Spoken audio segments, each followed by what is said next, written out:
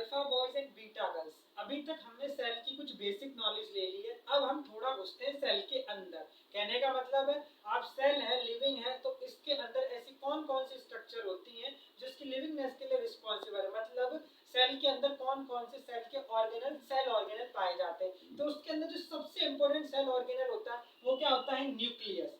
Nucleus की हमको पढ़नी है स्ट्रक्चर और बात करनी है फंक्शन की।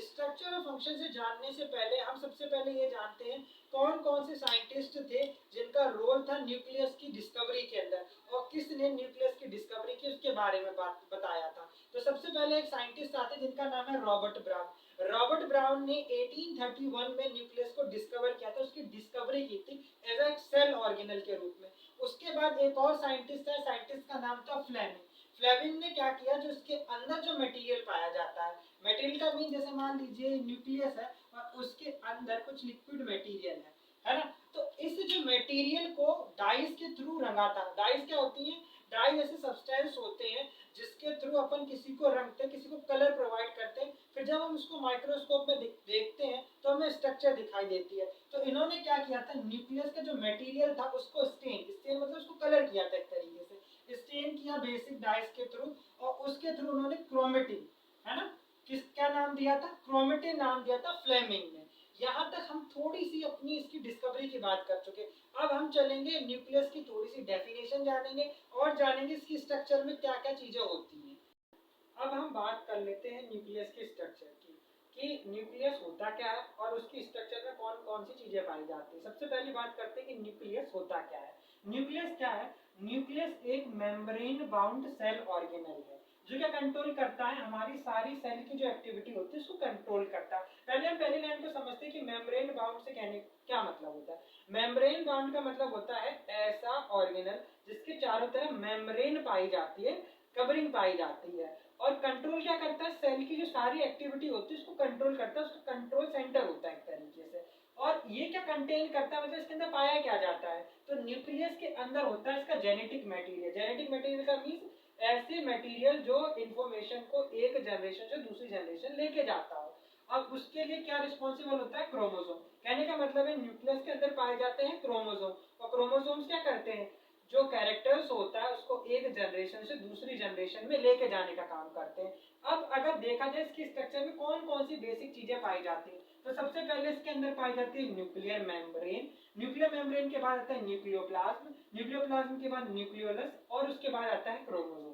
कहने का मतलब है जो न्यूक्लियस की स्ट्रक्चर होती है उसके अंदर हम सबसे पहले बात कर लेते हैं न्यूक्लियर मेम्ब्रेन की। न्यूक्लियर मेम्ब्रेन क्या होती है, ये डबल बाउंडेड लेयर होती है जो कवर क्या करती है, न्यूक्लियस को। कहने का मतलब है न्यूक्लियस है उसके चारों तरफ एक डबल, डबल का मतलब दो, इसके अंदर दो लेयर पाई जाती है, और इसलिए इसको क्या बोलते हैं, डबल मेम्ब्रेन होता है, ये न्यूक्लियस डबल मेम्ब्रेन होता है। अब ये क्या करता है, ये जो न्यूक्लियस होता है उसको साइटोप्लाज्म से सेपरेट करता है, मतलब सेल के अंदर का जो केमिकल होता है, जो साइटोप्लाज्म होता है, उसको क्या करता है, सेपरेट करने का काम करता है। कौन सेपरेट करता है, न्यूक्लियर मेम्ब्रेन। न्यूक्लियर मेम्ब्रेन के बाद अब हम बात करेंगे न्यूक्लियोप्लाज्म। अब हम अपने अलग अलग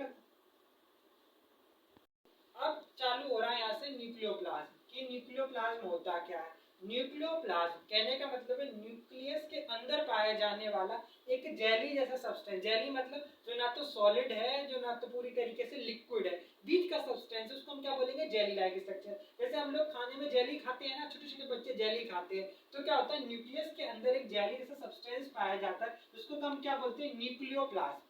अब होता क्या है, कंटेन क्या करता है, इसके अंदर जो न्यूक्लियस के अदर कंपोनेंट्स होते हैं, जो अदर चीजें होती है वो न्यूक्लियस के इसके अंदर पाई जाती है, न्यूक्लियोप्लाज्म के अंदर। इसके बाद हम चलते हैं न्यूक्लियोलस पर। ये बहुत इंपॉर्टेंट सेल ऑर्गेनल है इसका। कहने का मतलब है ये एक स्मॉल डेंस राउंड स्ट्रक्चर होती है। कहने का मतलब छोटे साइज की है, डेंस का मतलब गहरी गाढ़ी है, और राउंड स्ट्रक्चर के अंदर है। इस किसके अंदर मिलती है, न्यूक्लियस के अंदर। और न्यूक्लियस के अंदर मिलने वाली डेंस राउंड स्मॉल स्ट्रक्चर को हम क्या बोलेंगे, न्यूक्लियोलस। ठीक है। अब लास्ट स्ट्रक्चर क्या होगी, क्रोमोसोम। क्रोमोसोम वो स्ट्रक्चर हमने स्टार्टिंग में भी पढ़ा था जो क्या कंट्रोल करती है, जेनेटिक इंफॉर्मेशन को। तो क्रोमोसोम क्या करती है, थ्रेड लाइक स्ट्रक्चर होती है जो प्रेजेंट होती है न्यूक्लियस के अंदर। अब ये मिलके किससे बना होता है, क्रोमोसोम। तो क्रोमोसोम मिलके बना होता है डीएनए और प्रोटीन से।